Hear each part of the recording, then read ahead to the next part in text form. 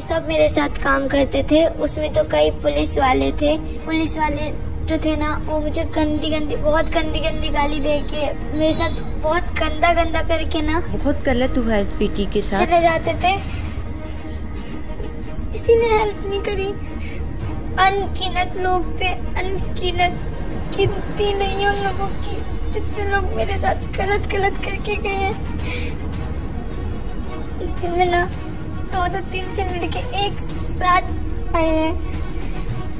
बहुत गंदा बहुत घर छोड़ के जाने की वजह से देखिए क्या हुआ है। दोस्तों, आज का जो वीडियो है हमारा सत्य घटना जो है आज की दिल्ली की है। दिल्ली के ऊपर जो ये घटित घटना है, इसी पे हम आज आपको कहानी सुनाएंगे। और दोस्तों, ये कहानी जो आज सुनाने वाले हैं उसको सुनने के बाद तो आपके रोंगटे खड़े हो जाएंगे और आप सोचने में मजबूर हो जाएंगे कि समाज की क्या स्थिति है, क्या दुर्दशा है।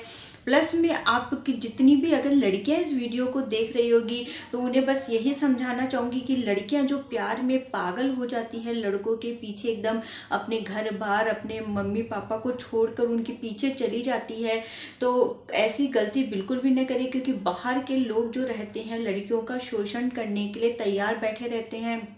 बाहर के लोगों पे भरोसा करना बहुत ही ज़्यादा बेवकूफ़ी का काम होता है। दोस्तों, इस कहानी में ऐसा ही है, मतलब इसी तरह की तरीके की घटना है जिसमें एक लड़के के प्यार के पीछे पागल होकर अपना घर बार छोड़ के, अपनी माँ भाई को छोड़ के चली जाती है। और बाहर जाके उसके साथ में जो दरिंदगी होती है, जो घटना घटती है, पुलिस तक भी उसको नहीं छोड़ती है, पुलिस वाले भी उसका शोषण कर लेते हैं। और वो लड़की के साथ में जो कांड होता है, आप सुनेंगे पूरी कहानी तो आपके रोंगटे खड़े हो जाने वाले हैं। इसीलिए कह रही हूँ, इस वीडियो को ज़्यादा से ज़्यादा शेयर करें ताकि हमारे समाज की जितनी भी बेटियां हैं, जो भी है इस वीडियो को देखेगी तो उनको जरूर इस कहानी से, पूरी इस कहानी से शिक्षा जरूर मिलेगी कि बाहर के लोग कितने खतरनाक रहते हैं। किसी पे इतनी जल्दी भरोसा करना या किसी के प्यार में इतनी जल्दी पागल हो जाना बेवकूफ़ी कहलाती है। क्योंकि सच्चा प्यार इतनी आसानी से नहीं मिलता है, सब फायदा उठाने में लगे रहते हैं। तो चलिए चले जाते थे। आज की जो हमारी कहानी है जो है उससे किसी ने हेल्प नहीं करी। देख लीजिए। अनगिनत लोग थे, अनगिनत, गिनती नहीं। जैसा कि शुरू में दोस्तों आपने क्लिप देखी थी, इस क्लिप को देखने के बाद जो आप समझ ही रहे होंगे कि इस बच्ची के साथ में कितना बुरा हुआ है और कितना प्रताड़ित हुई है ये बच्ची, और इसकी एक छोटी सी गलती के प्यार में पागल होके चली गई थी। तो चलिए दोस्तों, समय ज़्यादा खराब न करते हुए आज की जो हमारी कहानी हम शुरू करते हैं। दोस्तों, ये घटना जो आज मैं आपको बताने जा रही हूँ, जिसपे कहानी हमारी ये दिल्ली की है। ये जो लड़की है अपने भाई और माँ के साथ में रहती थी और इसके जो पिता थे उनका देहांत हो गया था। तो ये लड़की कहीं पे काम करती थी, मतलब कहीं नौकरी करती थी, छोटी मोटी नौकरी वहाँ करती थी। और इसकी जो माँ थी वो भी कुछ छोटा मोटा काम करके लोग अपना ऐसा गुजारा चलाते थे। वहाँ पे जहाँ ये काम करती थी, किसी होटल वगैरह में काम करती थी, ज़्यादा पढ़ी लिखी भी नहीं थी। तो वहाँ पे किसी लड़के को इसी से प्यार व्यार हो जाता है। जब ये 17 साल की रहती है, बालिग भी नहीं हुई रहती है, तो जब इसको इससे प्यार होता है तो वो लड़की प्यार में पागल होके इस लड़के के साथ में मतलब चली जाती है, चुपचाप से शादी कर लेती है। और इसके जो पेरेंट्स, मतलब इसकी जो माँ रहती है, इसका भाई रहता है, उनको नहीं पता रहता है कि शादी कर ली, और बिना बोले ही वो उस लड़के के साथ में अपने भाई और माँ को छोड़ के चली जाती है, प्यार में पागल होके शादी करके। और वो लड़का जो रहता है शादी के बाद कमाना छोड़ देता है। ये उस लड़के से बोलती भी है कि आप काम नहीं कर रहे हो, काम करो, तो लड़का काम नहीं करता है, चोरी करने लग जाता है। वो एक जगह वो लोग जहाँ रहते हैं वहाँ पे वो चोरी करता है, चोरी में वो पकड़ा भी जाता है। फिर उसको बहुत पिटाई विटाई करते हैं और जो मालिक लोग रहते हैं पूछते कि तुमने चोरी की, क्यों की, ऐसे कि सब बात पूछने के बाद वो जो लड़का रहता है उसको लोग अच्छे रहते हैं, उसको कहीं नौकरी भी लगवाते हैं। और जो लड़की रहती है उसको जो महिला रहती है अपने घर में झाड़ू पोछे के लिए रख लेती है। एक दिन उनकी कोई पहचान की आंटी रहती है, वो आती है, उनको देखती है कि वो यहाँ पे झाड़ू पोछा कर रही है, उससे पूछती है कि क्या हुआ, तुम यहाँ झाड़ू पोछा कैसे कर रही हो। तो वो उसको पूरी बात बताती है कि ऐसे ऐसे चोरी कर रहे थे तो इनके यहाँ पे काम लगवा दिया और मैं इनके यहाँ झाड़ू पोछा करती हूँ। तो बोले कि ठीक है चलो तुम मेरे साथ चलो। तो वो आंटी क्या है उनको अपने साथ ले जाती है।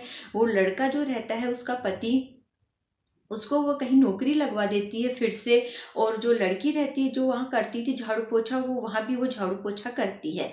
ऐसे करते करते कुछ दिन निकल जाते हैं। एक दिन क्या होता है कि उसी आंटी का जो बेटा रहता है उसके कमरे में आता है और उसके साथ में गलत हरकत करता है, और उसकी जो खुद की माँ रहती है वो वीडियो शूट करने लग जाती है। तो लड़की जोर जोर से चिल्लाती भी है, बोलती भी है कि ये मेरे साथ में क्या हो रहा है, क्या क्यों कर रहे हो, दरवाज़ा खोलो, लेकिन वो उनकी नहीं सुनते हैं। उसके साथ में लड़का गलत काम करता है और वो जो आंटी रहती है वो उसका वीडियो बना लेती है। उसके बाद में उसका जो पति रहता है उसको वो लोग वीडियो दिखा के बोलते हैं कि जो तुम्हारी झूठ झूठ बोलते हैं उसको कि तुम्हारी पत्नी है मेरे बेटे के साथ में, ये देखो गलत काम कर रही थी, ये बदमाश है, ऐसे वैसे उस लड़के को बोल के झूठ झूठ बोल बोल के उसको पूरा भिड़का देते हैं, मतलब उसके कान भर देते हैं। तो वो लड़का बाद में, वो लड़की जिस हिसाब से बताती है कि वो लड़का मुझे छोड़ के चले जाता है, वो लड़का उसको छोड़ के चले जाता है, उसको बहुत समझाने की कोशिश करती है कि मुझे फंसाया जा रहा है, मैंने ऐसे जान के नहीं किया, ऐसा नहीं वैसा नहीं, लेकिन वो बिल्कुल नहीं सुनता, उसको छोड़ के चले जाता है। उसके बाद दोस्तों उसकी होती है मतलब पूरी बर्बादी की शुरुआत। वो जो महिला रहती है उसकी आंटी, वो उसकी मतलब गलत शादियां, मतलब जो झूठी शादियां रहते करवाती है अलग अलग जगह, राजस्थान, दूर दूर जगह, मध्य प्रदेश, कहाँ कहाँ पे उसकी अलग अलग जो उम्र वाले जो व्यक्ति रहते हैं 45-50 साल के, जिनकी शादियां नहीं हो रही होती है, उनसे पैसे लेके, वो एक कॉन्ट्रैक्ट टाइप का रहता है, जो बिचौलिए रहते हैं उनको पता रहता है कि झूठी शादी कुछ दिनों में हम इसको किसी बहाने से वापस बुला लेंगे, मतलब ये कुछ एक चालाकी, मतलब जैसे कहते हैं ना कि गिरोह टाइप का बना हुआ रहता है। ये लोग चालाकी से शादियां करवाते हैं, उसके बाद उन शादियों को तुड़वा भी देते हैं, फिर उसी लड़की की दूसरी जगह शादी करवाते हैं, फिर वहां से भी वो लोग चालाकी से तुड़वा देते हैं। तो ऐसी चालाकी करके वो लोग जिनसे शादी करवाते हैं उनसे पैसा भी ले लेते हैं और बाद में शादी को तुड़वा भी देते हैं। तो इसी प्रकार के जो काम थे वो उस लड़की से करवाते थे, उसकी झूठ शादी करवाते थे, बाद में उसको फिर बुला लेते थे। एक बार वह किसी व्यक्ति को बताई भी थी कि मेरे साथ ही ऐसा ऐसा करते हैं, झूठी शादी करवाते, तो व्यक्ति ने उस आंटी को वो बात बता दी कि ये लड़की मुझे ऐसा बता रही है कि आप तो झूठ झूठ शादी करवाते हो। तो आंटी बोली कि नहीं, ये मेरी ही बेटी है, इसी की शादी मैंने करवाई है, लेकिन ये शादी करना नहीं चाहती थी, इसलिए ये ना झूठ झूठ बोल रही है। तो ऐसे करते करते कुछ दिन निकलते गए, वो ऐसे जाती रही, उसकी झूठ झूठ शादी होती रही, लेकिन वो कैसे भी करके उनके चंगुल से बच ही नहीं पा रही थी। एक दो बार उसने कोशिश भी की तो पकड़ी गई, उसे खूब मारा पीटा गया। और इसके अलावा जिस हिसाब से उस लड़की ने बताया, वो बताई कि मेरे साथ में मतलब जो शोषण होता था, मतलब उसके साथ में कई एक एक दिन में मतलब 10-10 लोग उसके साथ में मतलब करते थे, मतलब संबंध बनाते थे, उसकी मर्जी नहीं होती थी, जबरदस्ती बनाए जाते थे।